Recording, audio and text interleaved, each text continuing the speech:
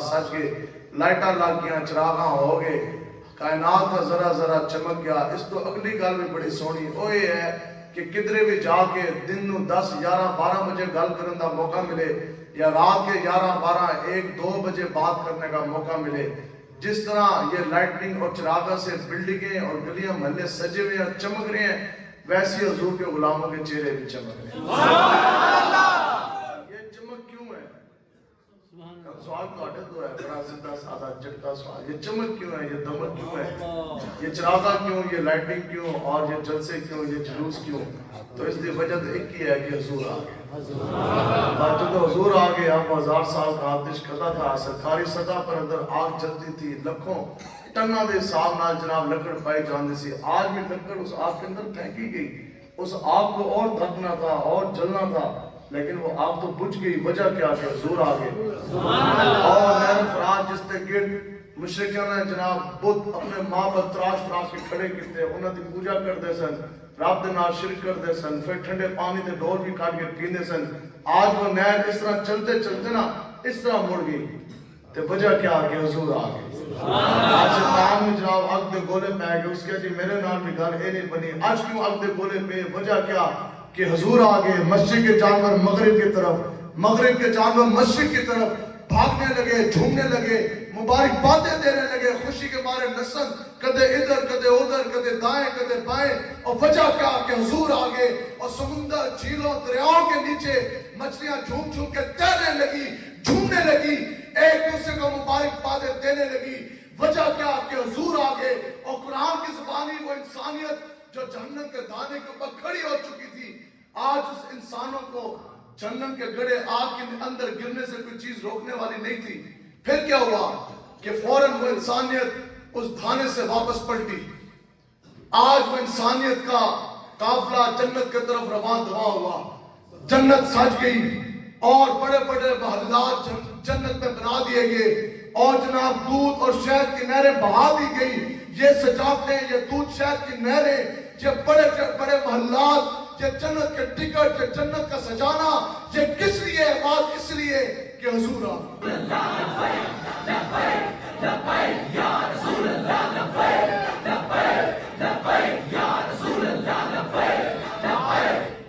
وہ دکھی انسانیت جس کے آنسو پونجنے والا کوئی نہیں تھا، اور وہ کفر اور ظلم، بربریت، فحاشی کے گٹا ٹوپ اندھیروں میں وہ دفن ہو چکی تھی، آج وہ بھی جناب اٹھ کھڑی ہوئی، مسکرانے لگ گئی۔ آج انسانیت بھی جگمگا رہی ہے، مسکرا رہی ہے۔ وجہ کیا کہ حضور آ گئے۔ آج وہ ماں، وہ عورت جس کا شور دنیا سے چلا گیا، تو ہوتا کیا تھا؟ جوان بیٹے نے آنا ہے، دنیا کا قاعدہ ہے، قانون ہے، معاشرے کا یہی اس وقت کا رواج ہے، پتر نے آنا ہے، ماں نے جناب چکنا ہے، تو پیو دے نال اس نے وسار دینا ہے۔ اسی طرح ہی ہوتا تھا۔ آج وہی جوان بیٹا آیا، ماں کو یقین تھا کہ اب اس نے مجھے اٹھانا ہے، باپ کے ساتھ جلا دینا، آپ کو جھونس دینا ہے۔ اب کیا ہوا کہ وہ پتر آیا، اس نے ماں نے چکیا نہیں، بلکہ ماں دے پیر چومن لگ گیا۔ ماں نے کہا پتر اے کہ گل بن گئی، اور کیا ماں جی تانوں پتہ نہیں کہ رب کے حبیب نبیوں کے امام حضور آ گئے۔ حضور نے بتایا نا کہ ماں کے پاؤں کے تلے جنت ہے۔ اب وہ باپ جس نے پوری زندگی بچوں کو کھلایا، آج وہ باپ کی عمر زیادہ ہو گیا، ضعیف ہو گیا، وہ مزدوری نہیں کر سکتے، اب بچیاں ہستے وہ بوجھ بن گیا۔ اب وہ باپ کے ساتھ جانور سے بھی بدتر سلوک ہے، ٹھیک ہے؟ تو آج وہی بیٹا آتا ہے، باپ کے سامنے کھڑا ہوتا ہے، سر جھکاتا ہے، اور کھڑے ہو کے ہاتھ جو ٹارس کرتا ہے، ابا جی خدا دا واسطہ تسی میرے تو ناراض نہ ہونا، جے تسی ناراض ہوئے تو پھر رب ناراض ہو جائے گا، ابا جی تسی میرے تو راضی تو ہو جاؤ، جے تسی راضی ہو گئے تو رب راضی ہو جائے گا۔ پیو نے کہا پتر اے کہ گل بن گئی، تو کیا جی تانوں پتہ نہیں کہ حضور آ گئے۔ نہ یہ پھول تو کلیوں کا تبسم بھی نہ ہو، اور چمنے دار میں بلبل کا ترنم بھی نہ ہو، اور یہ نہ ساقی ہو تو میں بھی نہ ہو، خم بھی نہ ہو، اور بزم توحید بھی دنیا میں نہ ہو، تم بھی نہ ہو، اور خیمہ افلاک کا استادہ اسی نام سے ہے۔ آج دنیا جی کھلتی ہے نا، ایک کسی صدر تے وزیر اعظم دے موڈے دوتے نہیں ہے، کسی گورنر یا منشیر دے موڈے دوتے نہیں، نہ کسی جرنیل نے چکی ہے۔ آج بھی اگر یہ دنیا کا ایک ایک کائنات اگر کھڑی ہے، بنی ہے تو یہ حضور کے نام پر بنی ہے، نہیں ہے جی۔ تو پھر جب حضور آ گئے تو کائنات کا ایک ایک ذرا چمک گیا۔ ہم کوئی جناب دوئی کمپنی دا بندہ اور تانوں آ کے کہے کہ اچھا جی حضور کے میلاد کی خوشی ہے، اسی واسطے جلسہ ہے نا جی، اسی واسطے اتنی دیر اسے بیٹھے ہیں، تو حضور کے میلاد کی خوشی ہے اور حضور کی ولادت با سعادت ہے مکہ المکرمہ میں، مکہ میں جی، تے جھنڈیاں لائیں نے تسی گجرات وچ، سبحان اللہ، حضور کی ولادت ہے مکہ میں، خوشی منا رہی ہے، منائی جا رہی ہے گجرات میں، حضور کی ولادت با سعادت تو مکہ میں ہے اور لائٹیں لگائی جا رہی ہیں گجرات میں، حضور کی ولادت با سعادت تو مکہ میں، جلسے جلوس نکالے جا رہے ہیں تو گجرات میں، محفل میلاد کی سجائی جا رہی ہیں تو گجرات میں، اور کہا کہ جناب وجہ کیا، حضور تو ادھر ہے، ولادت تو ادھر ہوئی، گلیاں محلے بازار تو سجدے ادھر چاہیے تھے، جلسے جلوس تو وہاں ہوتے، کچھ سمجھ آتی تو گجرات میں یہ کیوں ہو رہا؟ کیا حضور یہاں آگے؟ آپ کا خدا کی عزت کی قسم، ہاں ہاں حضور یہاں آگے۔ اور کہا گا کس طرح؟ تو کہا تو پڑھا کوئی نہیں قرآن و حدیث، اور تو تاریخ کی کتب بھی نہیں پڑھی، اور اٹھ اور جناب اٹھا تاریخ کی کتابیں اور آگ ورق، اور تجھے ورق جو سے وہ پلٹ، تجھے پتہ نہیں کہ پہلے کے لوگوں نے، پہلے کے قوموں نے، انہوں نے ایک ایک گناہ کیا، کسی نے ناپ تول کے اندر کمی بیشی کی، کوئی بندر بنا، کسی نے مچھلی کا شکار کیا جو ایک دن منع تھا، کوئی خنزیر بنا، لوگوں نے ایک گناہ کیا، انسانوں نے ایک گناہ کیا، کوئی بندر بنا، کوئی خنزیر بنا، تے آج اسی وہی گناہ، سارے گناہ ایک بار نہیں بار بار کیے، ہزار بار کیے، دن کی روشنی میں کیے، رات کی تاریکی میں کیے، انفرادی سطح پہ کیے، اجتماعی طور پہ کیے، گناہ میں نے اور تو نے کیا۔ گناہ کر جانے کے بعد بندر اور خنزیر بننا کیا تھا؟ نہ بندر بنے نہ خنزیر بنے، اور وجہ کیا؟ وجہ کائنات میں یہی ہے کہ حضور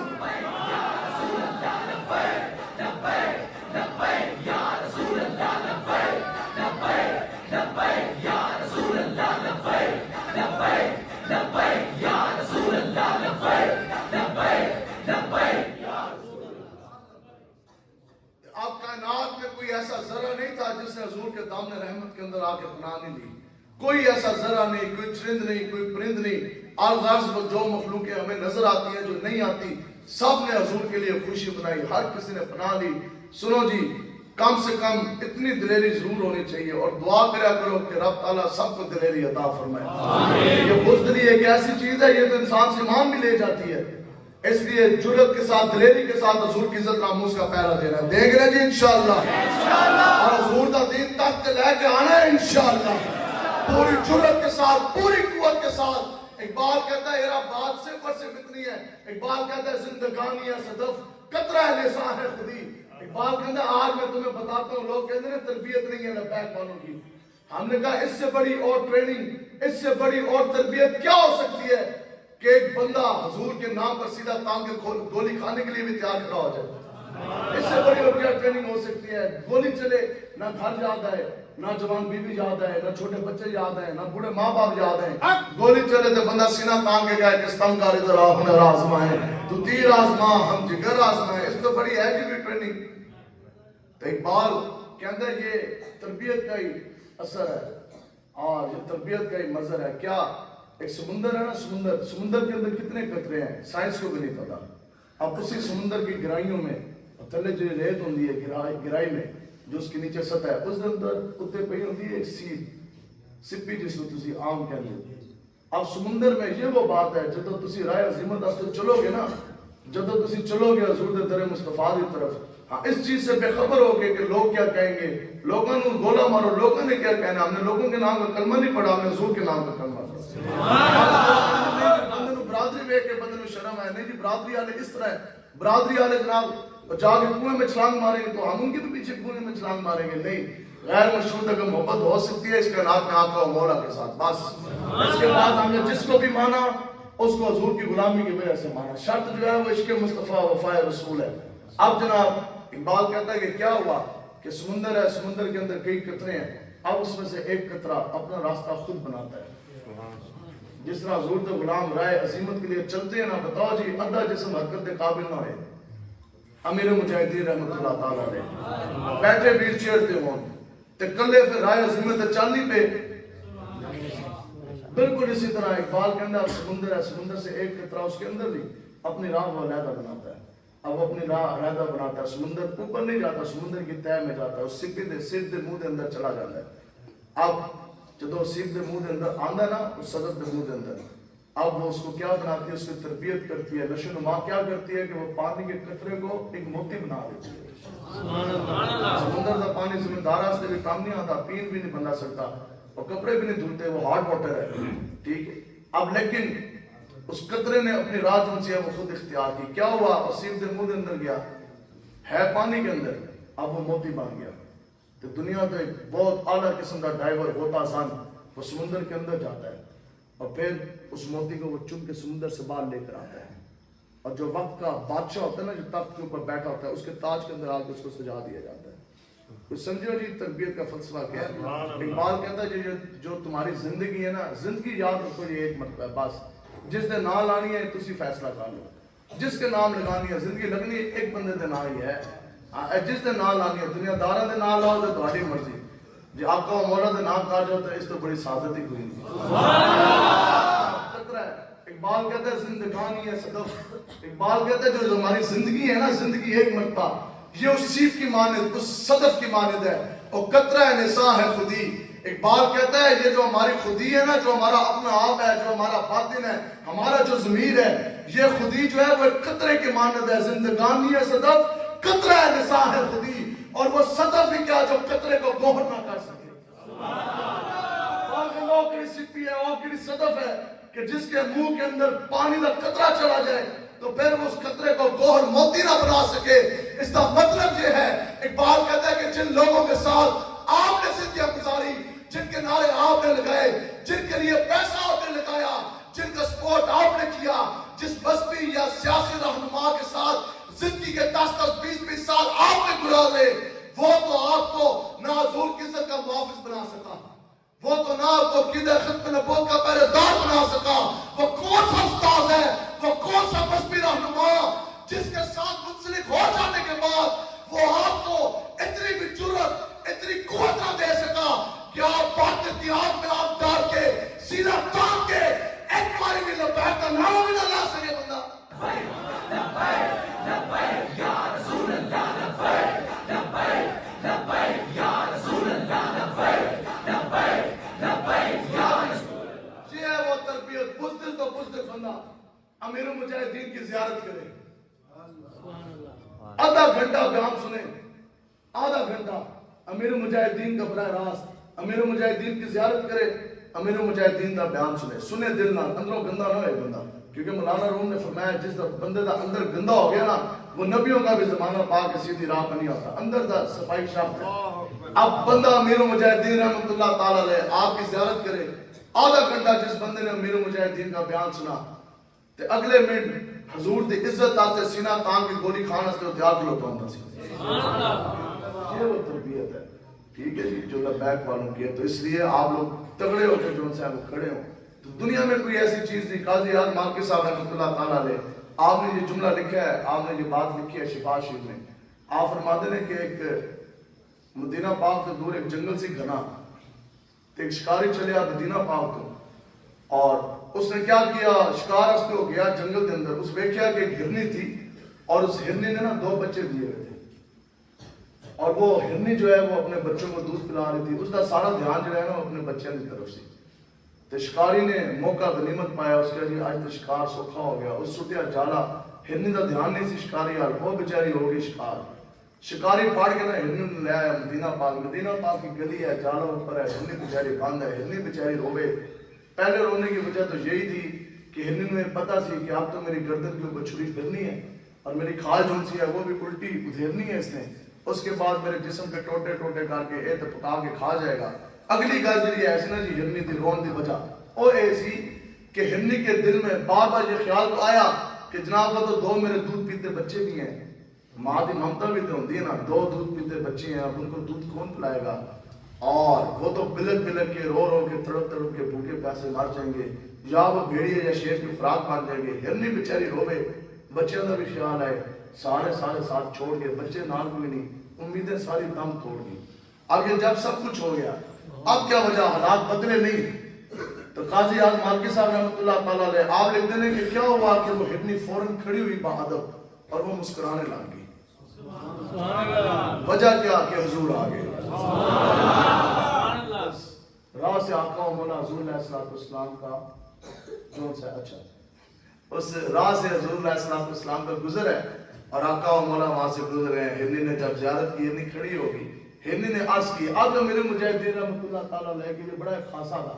جب آپ تربیت فرماندے سے نا کوئی حدیث سناتا یا جب کوئی ایسی بات انہیں کو سناتے تھے تو پھر جب اس کی شرح بیان کرتے سننا اس کے اندر سے وہ جو موتی نکال کے ہمیں جو چیزیں سمجھاتے تھے وہ سمجھنے والی ہیں. ویسے تو تسی بھی شفا شریف کھولنی ہے، پڑھ جانا ایسے بھی پڑھ لیا، لیکن سمجھ اس کی روح تب آئے گی جب میرے مجاہدین جیسے حضور کے غلام سے پتہ یہ پڑے گا. اب آپ فرماتے ہیں جناب اب ہرنی نے کیا کیا؟ ہرنی نے عرض کی کہ یا رسول اللہ میرا تو یہ مسئلہ بن گیا، شکار کر کے لے آیا، بچے نے تو بھوکے بلک بلک کر مار جان گے. اب ہرنی نے جو عرض کی نا، یہاں سے یہ مسئلہ سمجھ آیا کہ ہرنی کو بھی پتا تھا کہ اس کائنات میں میری کوئی بولی سنے گا تو سمجھے گا تو وہ آقا و مولا مالک و مختار ہے. جی ہرنی دا عقیدہ. اگے چلو، ہرنی دی گل سنانی ہے.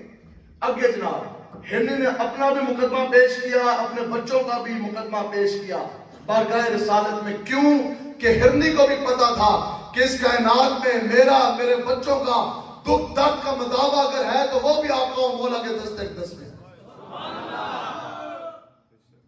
حضور نے فرمایا اچھا. ہرنی نے کہا یا رسول اللہ جی آپ کا حکم ہوئے نا آپ مجھے کھول دیں. میں بھاگتی بھی گئی جنگل میں بچوں کو دودھ پلا کر واپس لوٹوں گی. حضور نے پوچھا کہ اگر میں نے تمہیں کھول دیا تو جے تو واپس نہ آئی. یہاں بھی پھر میرے مجاہدین ہماری تربیت فرماندے سے حضور کو پتا تھا کہ ہرنی رب کے حبیب کے ساتھ وعدہ خلافی نہیں کرے گی. ہرنی حضور کو یہ بھی پتا تھا کہ ہرنی نبیوں کے امام کے ساتھ غلط بیانی نہیں کرے گی، وہ وعدہ وفا کرے گی. لیکن حضور نے کیوں پوچھا؟ کہ حضور یہ چاہتے تھے کہ ہرنی شان مصطفیٰ بیان کرے. ہرنی نے جو آگے سے عرض کی، ہرنی کہا یا رسول اللہ اگر آپ مجھے کھول دیں جنگل میں چلے جانے کے بعد واپسی موت یقینی ہے، لیکن اگر میں واپس نہ لوٹوں تو پھر میرے اوپر اس شخص جتنی لعنت جس کے سامنے آپ کا نام لیا جائے پھر وہ آپ کے اوپر درود پاک کا نذرانہ نہ بھیجے. یہ اب ہرنی کی بات ہے. حضور علیہ السلام نے ہرنی کو کھولا، ہرنی بھاگتی ہوئی گھنے جنگل کے اندر داخل ہوگی. اب ہرنی تو گئی، آ گیا شکاری کہنے لگ گیا کہ حضور محنت میری شکاری میں، شکار میرا، جالا میرا، اور پھڑ کے میں لے کے آئے تھے. ہرنی کدھر گئی؟ حضور مسکرایا. حضور نے فرمایا میں نے چھوڑی ہے، بچوں کو دودھ پلا کر واپس آئے گی. عرض کرنے لگیا کہ جناب دنیا میں اس طرح ہے کہ جنگلی جانور چھٹ کے جائے خود بخود واپس لوٹے. حضور نے فرمایا کہ مانتا ہوں کہ کسی بندے کے ہاتھ سے چھوٹے تو واپس نہیں لوٹتی، لیکن جب نبیوں کے امام کے ہاتھ سے چھوٹے پھر تو دیکھیں کہ واپس آندھی ہے کہ نہیں آندھی. واپس کس طرح آئے گی؟ اے تو سمجھو جی واپس کس طرح آئے گی؟ مسجد میں تو نعرہ لگاتے ہیں غلام رسول میں موت پہ قبول ہے، ہرنی بیچاری کے سامنے تو موت یقینی کھڑی ہے. واپس آئے گی تو گردن کے اوپر چھری بھی ہے، کھال جو سی ہے وہ بھی لینی ہے پٹھی. ٹھیک ہے ہرنی اب کس طرح واپس آئے گی؟ لیکن ہرنی واپس آئی. سبحان اللہ. کس انداز میں آئی ہے؟ امام صاحب کہتے ہیں کہ ہرنی اکیلے نہیں، ساتھ اپنے 2 دودھ پیتے بچے بھی لے کر.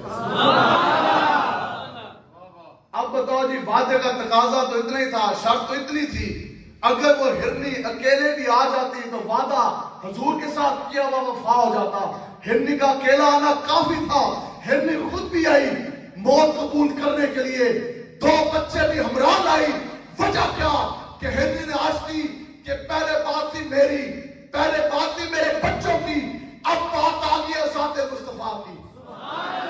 پہلے بات تھی میری، اب میدان لگ گیا حرمت مصطفیٰ کا، اور کل آ گئی شان مصطفیٰ کی. تو قیامت تک ہرنی نے یہ مسئلہ سمجھا دیا کہ جب کبھی بھی بات آئے گی حرمت مصطفیٰ کی، جب کبھی بھی کہیں بھی میدان لگے گا شان مصطفیٰ کا، پھر خود بھی آنا ہے اور اپنے بچوں